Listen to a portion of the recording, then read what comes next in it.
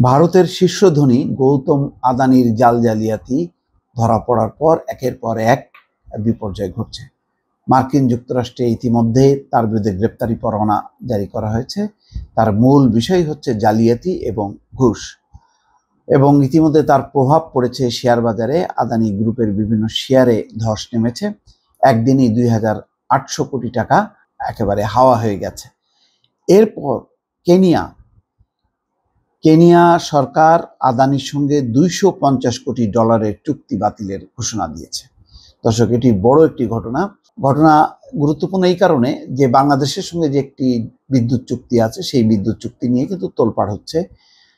উচ্চ আদালতে ইতিমধ্যে একটি নোটিশ দেওয়া হয়েছে এবং উচ্চ আদালত থেকে সরকারকে বলা হয়েছে এই বিষয়ে একটি তদন্ত কমিটি করতে, এবং সেই রিপোর্টটা যাতে আদালতে পেশ করা হলো। কোথায় কোথায় অসঙ্গতি, কেন এই পরিস্থিতি, কোন প্রেক্ষিতে এই চুক্তি করা হলো তা নিয়ে খোঁজখবর করা হচ্ছে। কেন কয়লার দাম বেশি দিয়ে কেনা হচ্ছে, বিদ্যুতের দাম কেন বেশি পড়ছে, এবং এটি এখন বিদ্যুতের একটি ফাঁস বলা হচ্ছে। বিদ্যুৎ খাত উন্নয়নের ক্ষেত্রে আদানির সাথে এই চুক্তি রীতিমতো হাঁপিয়ে উঠছে বাংলাদেশ, কোনোভাবেই তাদের বকেয়া পরিশোধ করতে পারছে না। এমনই একটি পরিস্থিতির মধ্যে যখন মার্কিন যুক্তরাষ্ট্রের একটি আদালত আদানির বিরুদ্ধে ঘুষ এবং জালিয়াতির অভিযোগে গ্রেপ্তারি পরোয়ানা জারি করেছে, তখনই কিন্তু রীতিমতো একেবারে আদানি গ্রুপের হৃৎপিণ্ডে আঘাত এনেছে এবং তার প্রতিক্রিয়া দেখা যাচ্ছে বিশ্বব্যাপী।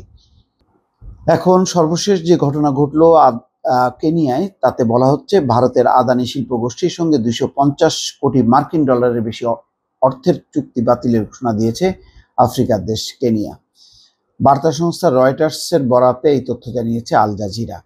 ঘুষ ও প্রতারণার অভিযোগে যুক্তরাষ্ট্রে আদানি গোষ্ঠীর চেয়ারম্যান গৌতম আদানি অভিযুক্ত হওয়ার পর কেনিয়া এই ঘোষণা দিল। বিশ্বের অন্যতম শীর্ষ ধনী গৌতম আদানি গত বুধবার যুক্তরাষ্ট্রের কৌশলীরা গৌতম আদানি এবং তার কয়েকজন সহযোগীকে অভিযুক্ত করেন।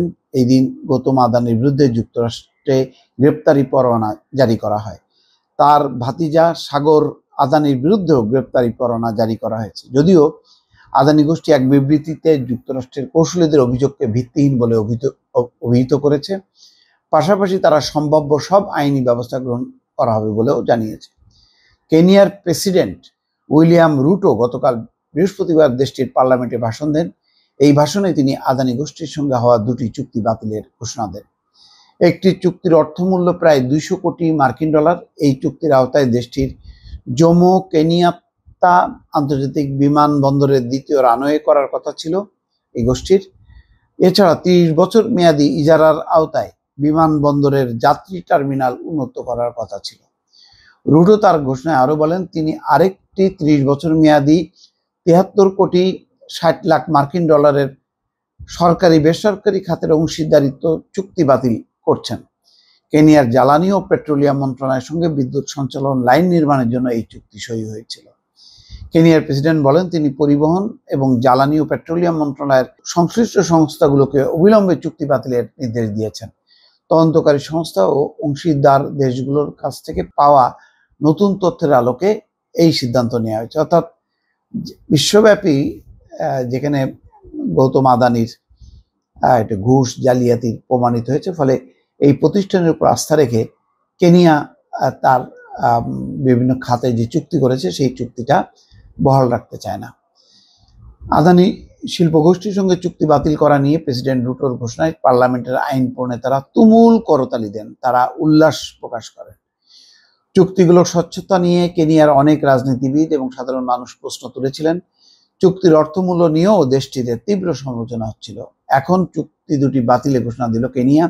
এই বিষয়ে মন্তব্যের অনুরোধে আদানি গোষ্ঠীর প্রতিনিধিরা তাৎক্ষণিক সাড়া দেননি। দর্শক, বুঝতেই পারছেন যে একটা বিশ্বব্যাপী একটা চাপ তৈরি হয়েছে আদানির উপরে, এবং একই সঙ্গে পার্লামেন্টে কিন্তু কংগ্রেস, রাহুল গান্ধী ইতিমধ্যে বলেছে যে পার্লামেন্টারি তদন্ত কমিটি গঠন করতে হবে এই আদানির বিরুদ্ধে, তাদের পুরো জাল জালিয়াতি যাতে জনসম্মুখে প্রকাশ করা হয়। দর্শক, ভালো থাকবেন। আল্লাহ হাফেজ।